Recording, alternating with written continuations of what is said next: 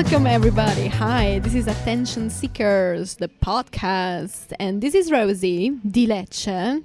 I'm saying it correct this time, right? Di Lecce. Yes, that's Got how you it. say it. And we are here to discuss everything about content. I am with my lovely co-host, Nate. Cheers, Rosie. Thank you. I'm feeling lovely today. Uh-huh. You better be. You better be. So here in episode 3, the focus of today's discussion is why your content isn't getting the attention it deserves. Now, this is something that I guess is very close to both our hearts. Right. There's nothing worse than spending 4 hours, like half a day, producing this piece of content, be it video, be it audio, be it written, and you get so excited. You're like, okay, cool. This is going to change people's lives. Right. And then you And post then? it. No one gives a shit. Yeah, boring. Boring, cool. Like, I posted something recently. So after the New Year's, I was like, oh, okay, I need to start producing content again. And I spent ages on this new piece that I thought was going to change the world. And I showed it to Rosie at the weekend. And she was like, yeah, I just don't really care. I mean, it's nicely written, but I just don't care about it. I didn't say that, but okay. And I was heartbroken. Oh my God, I'm so sorry. Heartbroken. I didn't know that you were feeling that way about it. No, it's all right. It's all right. It was good. Thanks. You can check Right. out the content in question in the comments. Uh-huh. So today we're going to be looking at how you can get more attention for your content and have it create the results that you're looking for. So Rosie, why did you decide that this was such an interesting topic to talk about? Well, because as everybody says, content is king. Especially like right now, it's not 2018. I was about saying 2018, but it's not. We are 2019 right now. So it's very important. And it's because it's everywhere. What you said is like videos, like audio, it's written form, and everybody's producing content because it's the way to connect eventually with our audience, to generate sales, to make money. But then the problem is that most of it doesn't get the engagement that we hope for, or maybe it's just like plain bad and boring, and people have a problem with that.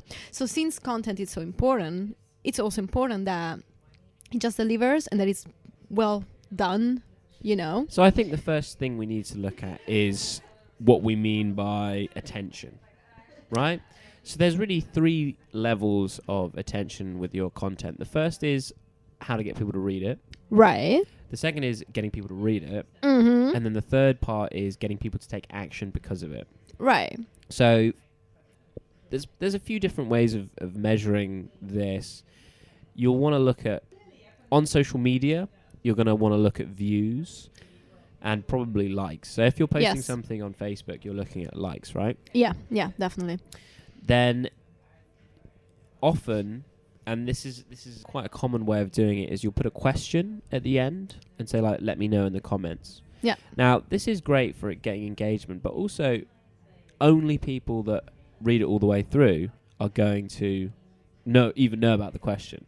Yeah. So that's a good way of figuring out, okay, who's actually reading all of my content. Yeah. And actually, I have like a funny one about this, because one of the things that I've seen lately is that people have like these nice, funny titles, or like, you know, these things of, finally it happened, I'm pregnant. And then like, you know, you read the whole thing and it has nothing to do, or maybe like, you know, they're pregnant with some kind of ideas or whatever. And then actually you read the comments and everybody's like, congrats, when it's not even about that. So like you do realize like, they didn't read the whole thing through, you know. This happens regularly, which is so bad. You know?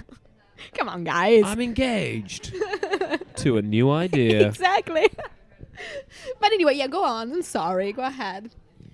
So what we're going to explore are some of the reasons why either people aren't clicking, or people aren't reading, or people aren't doing what it is that you want them to do based off of consuming that content.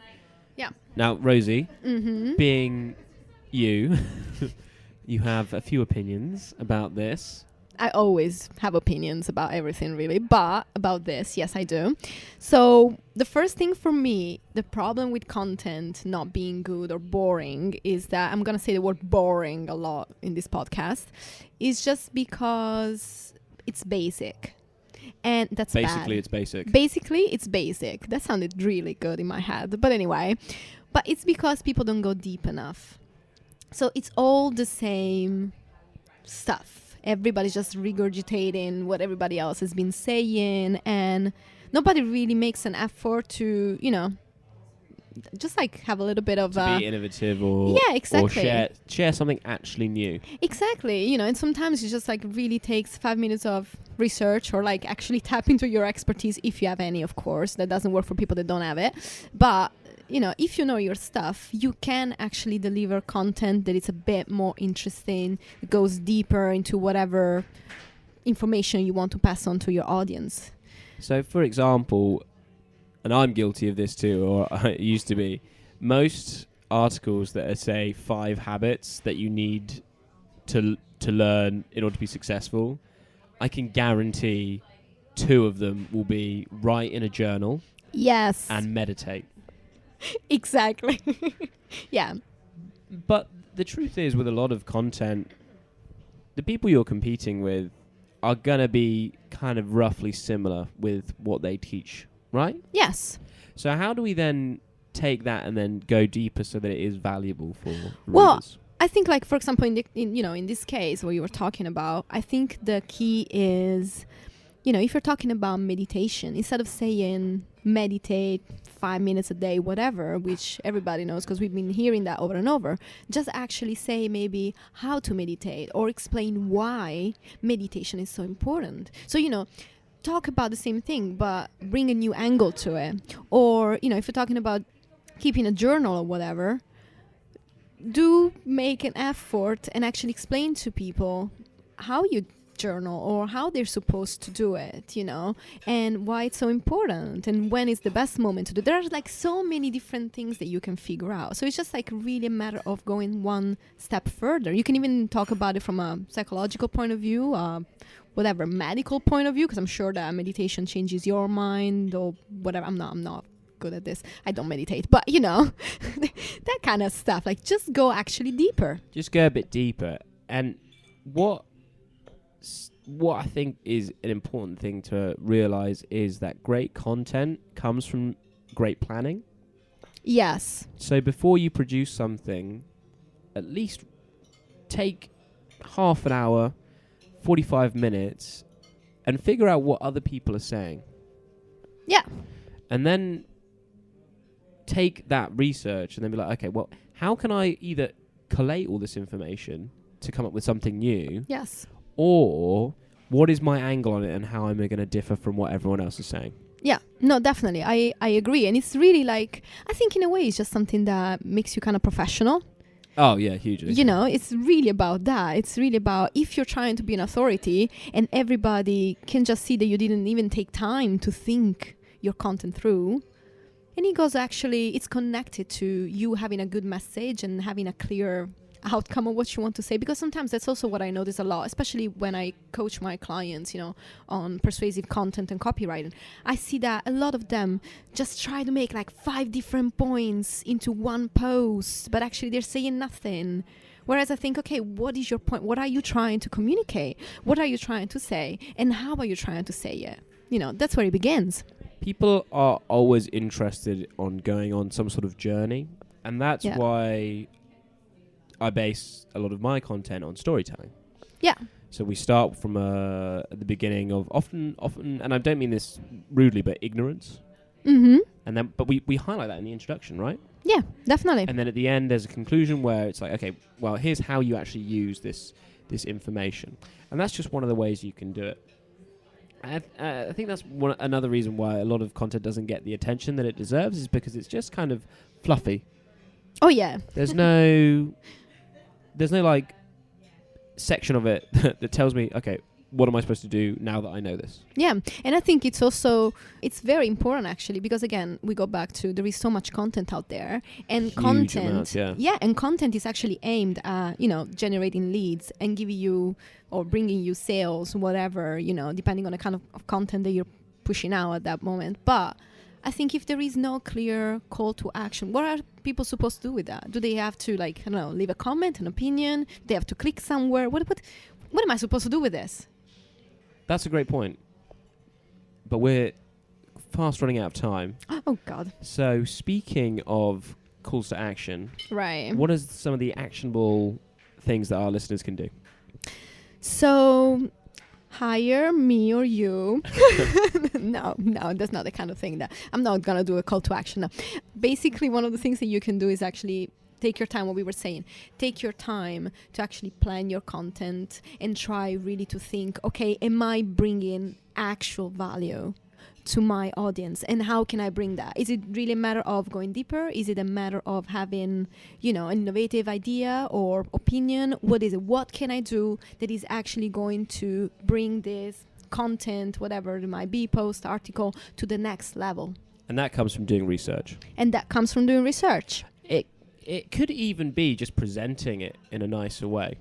Say, if you're putting something on LinkedIn or Medium, you've got a huge amount of tools for making it very attractive visually on the page, and that can be the differentiating factor. Yeah, definitely. And it goes also the same for example, videos or whatever. Do make an effort to make sure that you look a bit professional and that it has that kind of nice vibe, because eventually we are still humans. We are attracted to things that are a bit shiny. So just go for that. The second thing I would say is, and that's because we are both writers, I guess, this is important. If you're doing written content, just make sure that it's written in a nice way, as in make sure that you're building and writing sentences that make sense. Use the right words. Make sure that it's just consistent and coherent in your message. Just again, make an effort or go back to school or something. Even when you're doing video, I see a lot of people nowadays just pulling out their phone and doing unscripted video. Yeah. Which is fine, but when we talk about something being well written, we mean how is the flow of information? It's a structure problem in a way. It's the structure problem. So even if you're doing a quote unquote unscripted video, at least write down in some notes some prompts and then think, okay, how does this all fit together? Yeah, and that goes back probably to the third tip that we would have for them, which is, well, for me, the two are connected, but it's a matter of having a clear message and a clear outcome as well. A clear message and a clear outcome, both for you as the creator. So what is it that you're trying to get the audience to do? But also look at it from the audience perspective. Where is it that they're trying to get to, and how are you helping them get there? Exactly. What do they get out of this, content? What kind of information or what kind of concept are you trying to pass on to them? I think this is very important. And again, it's one of those that if you don't have that clear, your audience is just going to be more and more confused, and probably they're going to just lose interest, I think, in whatever you're trying to say. The worst thing that you can do, and there's a reason why your content isn't getting the attention it deserves, is your audience getting to the end and saying, so what? Yes, that's bad, right? That's when it happens. It's okay. And then basically they're not going to read it anymore the second or third time that you're going to post. It's not going to be, or maybe not the second or third time, but after a while. And they're going to block you on Facebook exactly. And they're never ever going to talk to you again, and they hate you. Never going to like your pictures, even if you're wearing a bikini or something, half naked, no, right? That's not going to. I actually found that I lost a lot of friends on Facebook when I started posting my bikini pictures. Right, I can totally imagine that. Yeah, I thought it would be a great tactic. But that's actually one way of getting the content, attention in a way. for girls, not for boys. Well, if you'd like to see Rosie's bikini pictures or mine, or perhaps you have a question that you'd like us to answer about content marketing or getting more attention for your business, where can they send their questions into, Rosie? Just send me an email, and don't send me your pictures, please, but just send me an email at rosie@writingwithrosie.com. rosie@writingwithrosie.com. Thank you guys so much for listening to episode 3 of Attention Seekers. we will see you next week. Bye.